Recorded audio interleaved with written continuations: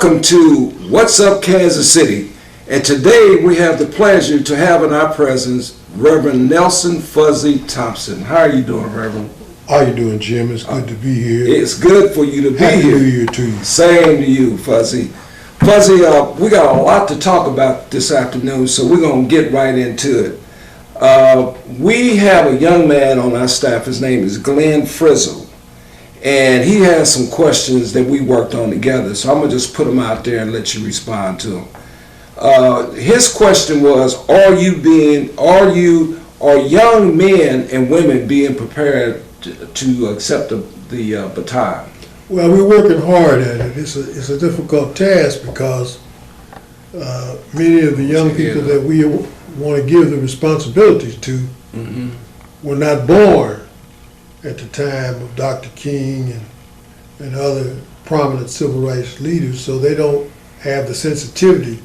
They don't remember being told they can't try stuff on in the stores, or they can't go to the theaters in the suburban areas, or they can't eat in certain restaurants, or get on the bus and you sit in the back. They don't remember that. Right, that's right.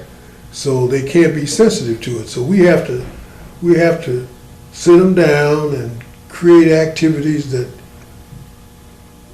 kind of spike their interest, so that we can then teach them and tell them about the responsibility which we want to pass on to them. What are the challenges for the civil rights organization for the next 50 years? Well, that's certainly that's a big brush. That's certainly a big challenge. Our theme this year is 50 years, the struggle continues.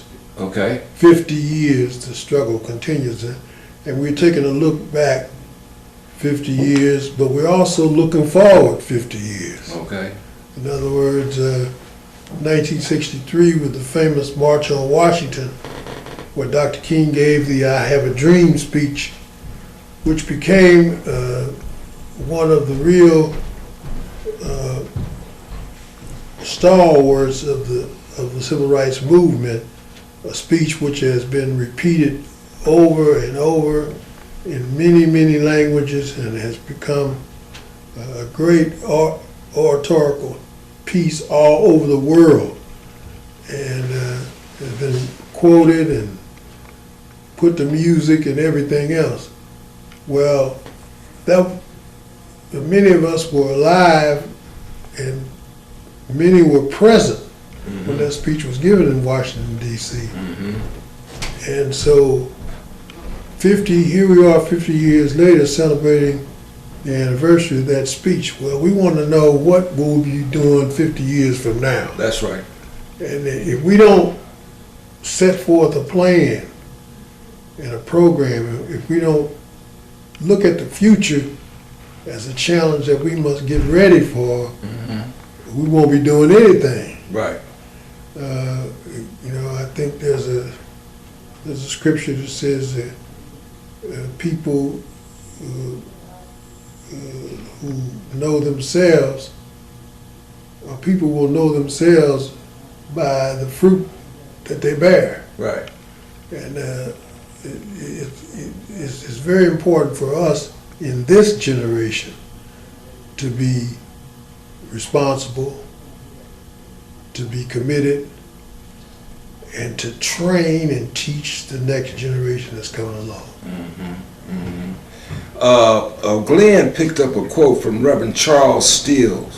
The needs of the poor must be addressed. Folks are starving, losing homes, people are hurting. What's the biggest enemy in the war of poverty? Greed. Ooh, greed. Greed. Explain that. The United States is clearly the wealthiest nation in the world, and yet we have millions of people living in poverty. I think as yesterday or this week was the 50th anniversary of unemployment. That's right. And at the time that it was enacted, unemployment was about 14%. Now it's 19%. And it is higher than it was at that time when it was enacted. And so theoretically, we have more poor people now than we had at the time of the unemployment law was put into place. I heard somebody say, I think it was Claiborne of South Carolina, who is the minority whip in the House, said yesterday that at one point, in 1973, it was 11%. It had gone down about the same amount that it's gone up. So it's not a matter of us not wanting jobs and not needing jobs. It's a matter of people being greedy, people getting enough, but they want more. The stock market, I was talking to someone this morning about the stock market when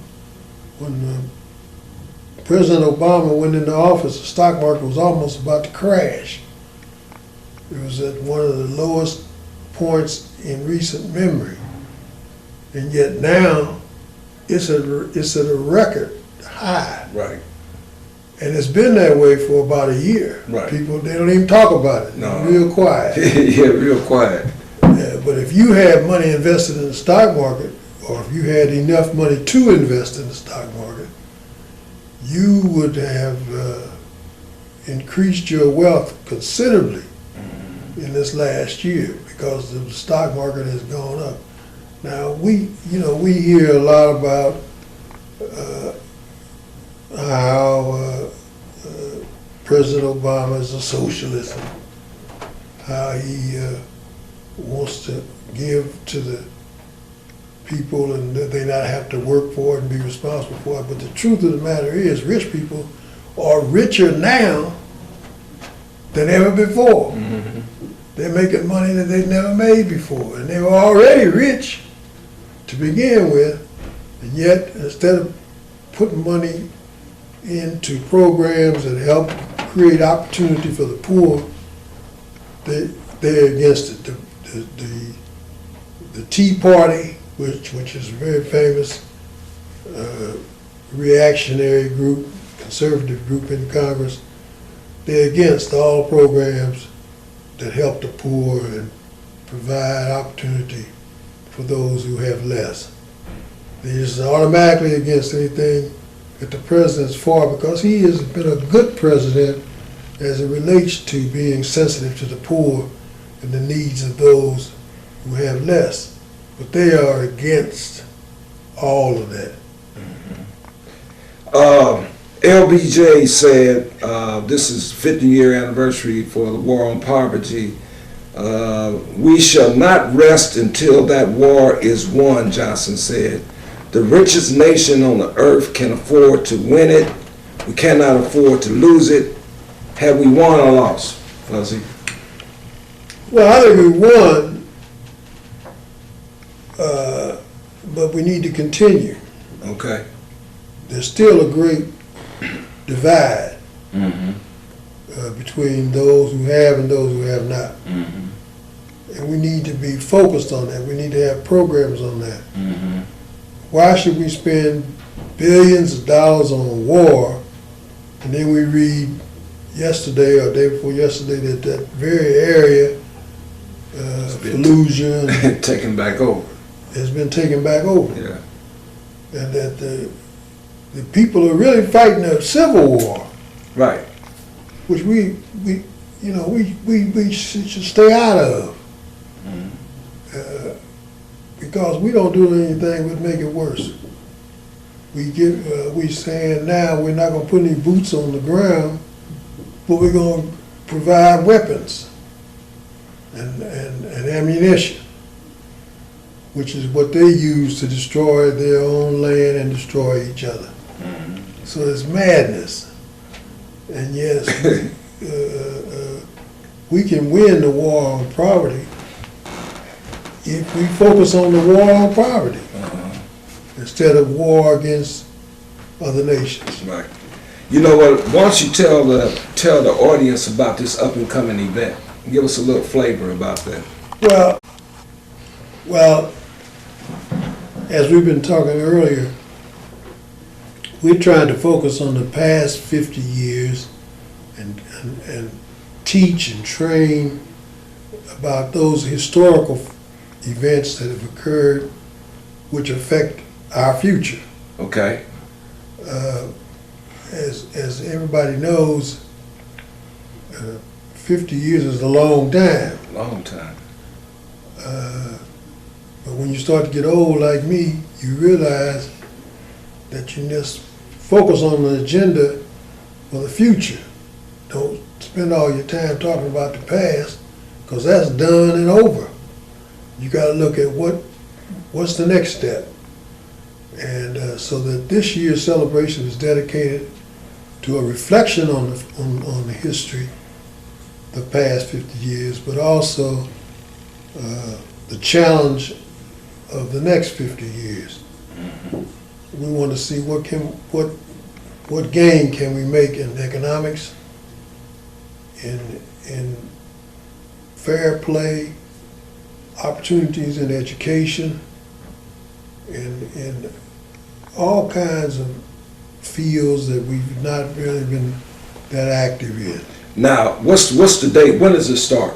Starts on January 12th. January the 12th it starts. Sunday afternoon with what we call the interfaith event. Okay. Where we try to bring various religions in the community together for a service to honor Dr. King.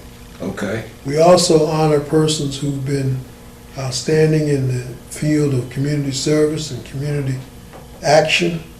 This year's what we call Evelyn Wasserstrom Award winner will be Ollie Robinson, a young man from this community who's done a tremendous job with young people, with music and with entertainment, with art.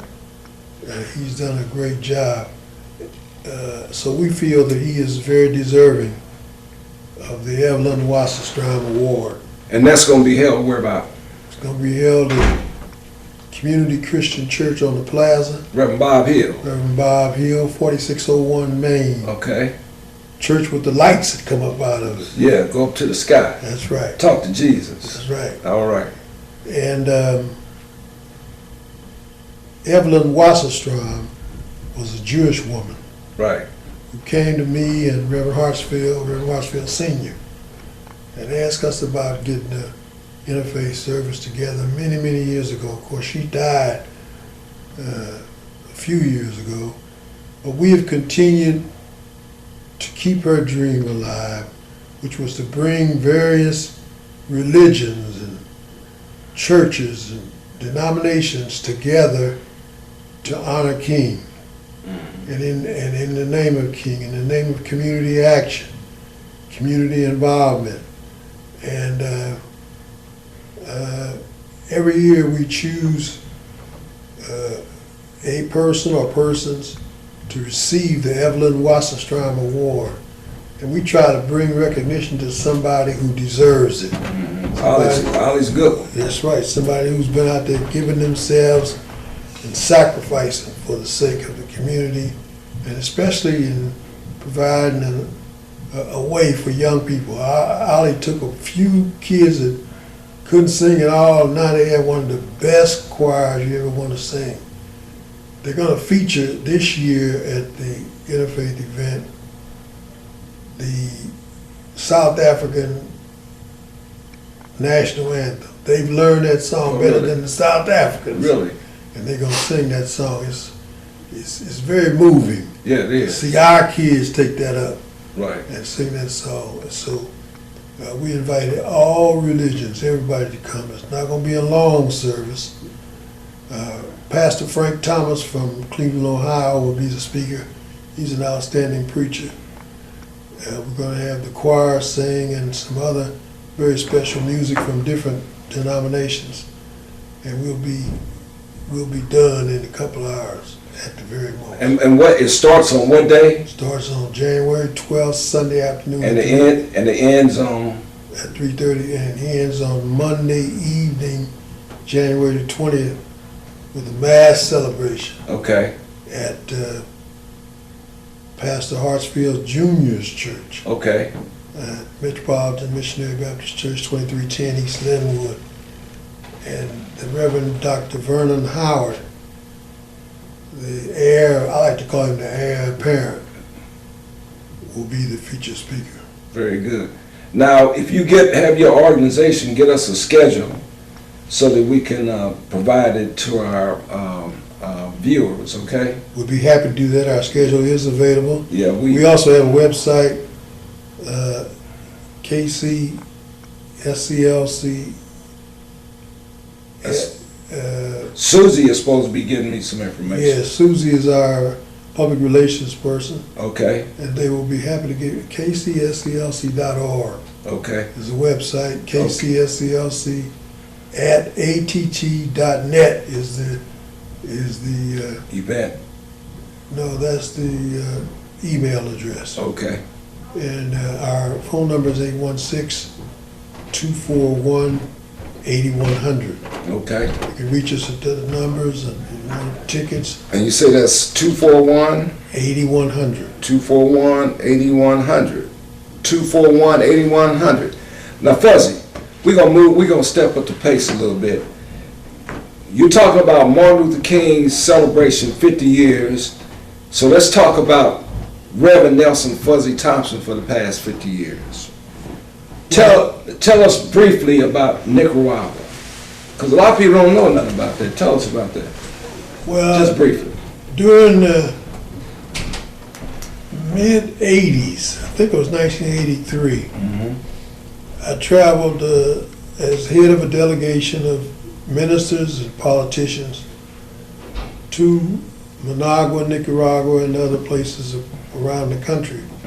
This was during the Contra War, and Reagan, of course, President Reagan was very much involved in fact, had done a deal with the Contras in terms of arms, sales and trading and that kind of thing. And we were put in touch with through the U.S. Embassy in Nicaragua, a young man by the name of Francisco Campbell. I remember him. Yeah, an ambassador from Nicaragua. One of the first black men I ever knew from a foreign country that spoke Spanish fluently. Right. Spanish, of course, and English. And very, very wonderful. His brother was head of the military, Lamberto Campbell. And they invited us to Nicaragua in a delegation we put together to go down, visit the country, visit the leaders. We met most of the public officials. We had a wonderful trip and got a wonderful response. We went to the embassy in D.C. Yeah, then they reciprocated by inviting us to the embassy in Washington. That's right. And we made several trips over to the embassy in Washington and other kinds of human relation type activity that we did with the Nicaraguan government. Okay. And we became very close. And this was at a time, of course, when they fought for their freedom and overthrew the oppressive government and became free. And they're still in freedom and power even today. And so that was a wonderful time, and that was a time I'll never forget in my life. We spent a lot of time in Bluefields, Nicaragua, which is an all-black town of about 70,000 people over on the Atlantic coast of South America. And I spent these are very poor people, but very proud people, very intelligent people, good looking. They survive off of the tropical fruits and vegetables and fish that they raise themselves. or that they catch themselves. And so they ate good food, wholesome, nutritious food, but many of them didn't have plumbing, indoor plumbing in their houses. Or when they were children, they would go naked until they were about 7 or 8 years old. Really? We used to be out playing with the children naked, but they could speak 3 or 4 languages. They knew my history better than I did. And they knew the history of the struggle. They're overthrowing Somoza, the government of Somoza, which was a dictatorship. And I learned so much from those people. I was so inspired by my own people, because many of them who were in charge were black people. And I had never been to a country outside of America where black people were the ambassadors, and they were the chief officers, and they were in control. And they were in control of the military. The military, as I said earlier, was headed by Francisco's brother, Lamberto. Where is Francisco now? He You ever hear from him? Yes, I did. The last time I heard from him, he was the ambassador to South Africa. Really? From Nicaragua. From Nicaragua. And I remember when we were in the Bluefields, where his brother was stationed, they let me stay in the big house, where I had all security all night long, I had television and everything. And his brother was never, you heard about different leaders of the movement. They never stay in the same place twice because they may be ambushed.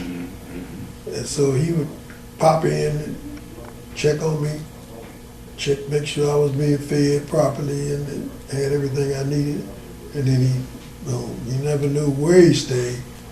He had a family that lived in the house, but he wasn't necessarily ever there. And it was really a wonderful trip where I learned a whole lot about myself and about my people. Tell us, I remember we did a protest at Kemper with Frank Sinatra. Yeah, I was very much in South Africa. Yeah, that's right. That's right. I was very much involved in the whole movement to dismantle apartheid in South Africa. That's right. And Frank Sinatra was one of the entertainers who refused to accept the UN cultural boycott to perform in South Africa. Right.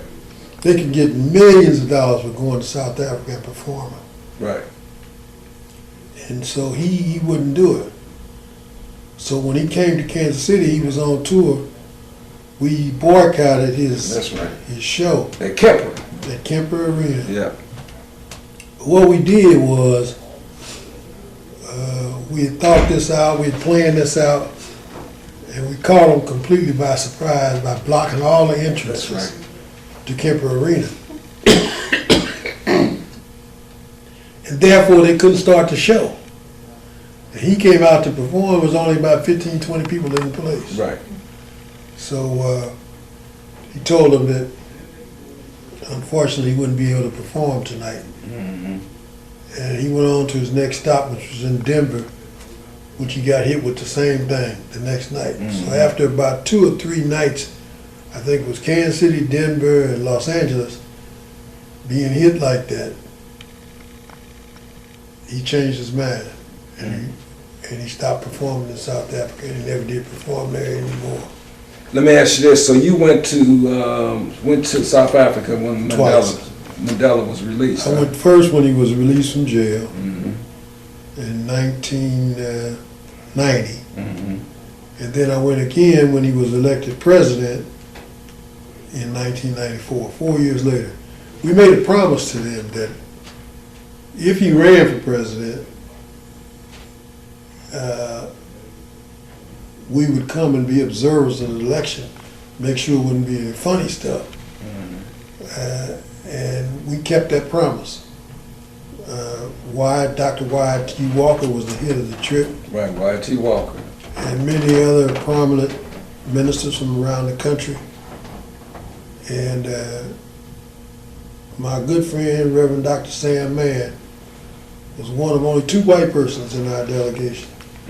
The rest of our delegation was black. And of course, when they saw Reverend Mann and heard Reverend Mann, they said, "Is he black? Is he white? What is he?" What is he? And of course, they loved him. He was a real hit over there in South Africa. And yeah, then the second time we went was when the election, first ever all race, all people elections held in South Africa. They went through 50 years or more of the apartheid system where black people had absolutely no rights at all. It was worse than slavery. You can believe that. And they lived under that kind of rule for 50 years until Nelson Mandela was elected president, of course, and abolished the whole system. And it still stands today. It was a trip of a lifetime, and I'll never forget it. I met him personally at his home in Soweto. Another funny story with Reverend Mann involved. Reverend Mann had the camera and all the fixings and everything ready so that when he came out, we'd be able to snap the pictures right away. And he did. We had to wait a while, about 45 minutes outside. Then we came, they let us in the gate in his backyard. And then he came out of the kitchen and into the backyard to meet us.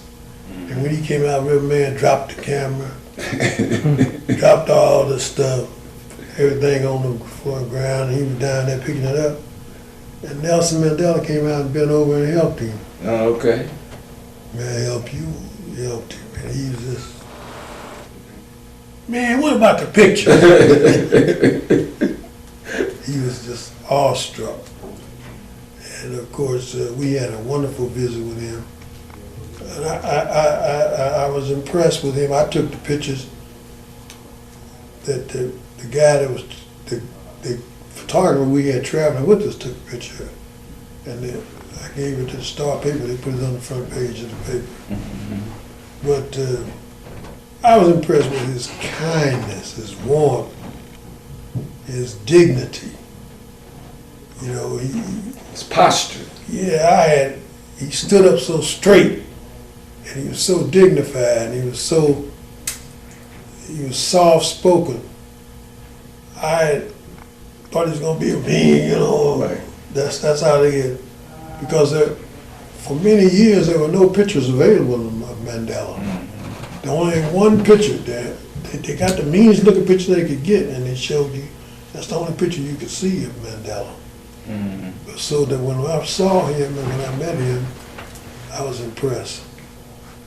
Y.T. Walker told me to tell you hello. I speak to my him. buddy. I speak. Yeah, he talked very highly of you. Now let's come back home here. Mayor Cleveland. What about that? That was the first time. That was a great experience. Your friend. He's my good friend and brother. He was my mother's pastor, Right. and I should always never forget. I mean, I never forget my mother when he became the pastor, or when I became the pastor, Mason Memorial United Methodist Church I grew up in. I was excited about it. I went to my mother's house and I said, "Mama, I've been named pastor at Mason Memorial, and now you can come and be with me." You see, church that she first introduced me to, because when she and my father got married, that's the church that she brought me up in. She said, "Nelson, Reverend Emmanuel Cleaver is my pastor." You out. I was there when he came, and I'll be there when he leaves. That's right. I'm sorry I won't be able to help you with that. Mama, I'm your son. Nelson, I'm sorry. She kicked you to the curb. Kicked me to the curb for Reverend Cleaver. And Reverend Cleaver But when he ran for office the first time, see, first of all, when we were all working in class, it was about 8 of us working on our doctors. Mm-hmm. One day we had a big discussion about preacher in politics. Right. And Cleaver said, you know, I'm thinking about running for mayor someday. They said, oh man, you kidding, you'll never be the mayor. And I remember that, and it kind of hurt me. And I'm sure it hurt him because it hurt me. But he did run for mayor. And right down to the day of the election, we didn't know what was going on. We were sitting on the porch of Freedom, Old Freedom on 27th Prospect. That's right. And it turned black as night everywhere, about 4 o'clock in the afternoon. That's right. Black as night. I mean, it stormed like you've never seen. And it hit up north worse than everywhere else. So that the people that they had anticipated on voting against him didn't come out. Because they were scared. Mm-hmm. So as you know, yeah, they were scared to come out. But we had worked so hard in the black community. That's right. That most of us had voted anyway. Right. We done. We do. So we just watching the returns. And all the returns that come in, with the exception of mostly the inner city. And he was behind. And so several of the people were saying, conceding, well, we ran a good race, we tried hard, blah, blah, blah. And then when they counted the votes from the inner city, he won. Right. He won. And all these people sitting around crying, man, quit crying, we won the race. What's wrong with you? And of course, that was one of the great victories of all time, second only to the victory of Alan Wheat, who won the congressional seat that he has now. Right. He was the first black person. The same thing happened. Right.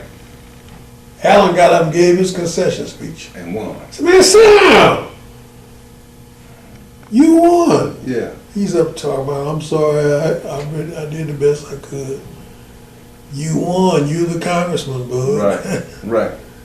And the same thing, because they count the black community last, always. And never concede until every vote has been counted. That's right. And we found out how important our vote is. You don't have to get every vote to win. All you have to do is get the most votes. The most votes. You know what, Fuzzy? I have been on several campaigns with you and endeavors in our community, somewhat in the shadow, but I never publicly thanked you for the protests at Central High School. And we did a lot of good, and we stood up for what was right. A lot of people got contracts and jobs.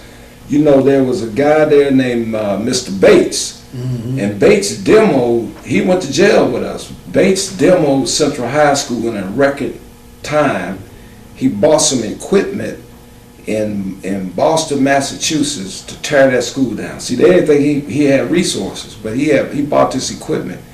So, you know, I want to thank you, because the other thing is that when I came back around the corner on Indiana, that guy was getting ready to hit me with that billy club. And you stood in front, you said, no, don't do that, don't do that. But he was postured to hit me. But I never publicly thanked you, and the community thanks you for that support right there, because it did a lot of good. I appreciate that, Fuzzy. Well, you're certainly welcome. And you're right, the guy was getting ready to take you out. Yeah, he was. And no, seriously. Yeah, he was. Yeah, motorcycle cop. And so, because they didn't take you out, they put me in the paddy wagon by myself. My hands tied behind my back. Right. Rode me all over town. They found every bump hole in the street they can find to go over. And I'm riding, oh man, what a ride. They rolled me around. I'm the last one to get down to the police department. Right. And then they fingerprinted me, of course, and took us to jail. But And Bussy got us out. Bussy got us out. But he took his time. You know, he took his time. Yeah, you need anything? Yeah. What, are you crazy in jail, bud? But about 30, 40 minutes after we got out of jail, the thing was settled. Right. They settled the deal. So it pointed up the fact that I have found to be true over and over again in this movement. That's right. If you stand for what is right, That's right. if you take a stand, take action, that's what SCLC stands for. Social Action, Southern Christian Leadership Conference. Leadership is the key word. You got to step out front and take some action. You know, the NAACP is our oldest and most hallowed civil rights organization, but they deal with primarily the courts. Right. SCLC, Social Action, Nonviolent Direct Action, that's Dr. King. And when you take that action and it's right, you do the best you can, the Lord will do the rest. That's right. I found it to be true over and over again. And of course, that Central High School event was one of the main issues. Every day when I drive by Central, I always get a sense of pride. Right, yeah. Because they were not going to do what they did. Right. And we stood up. We stood up, and they did more. Did more, that's right. When you stand up. You know what? I got two things. We're gonna wrap this up. One, tell us about your wife. How long you been married? 48 years.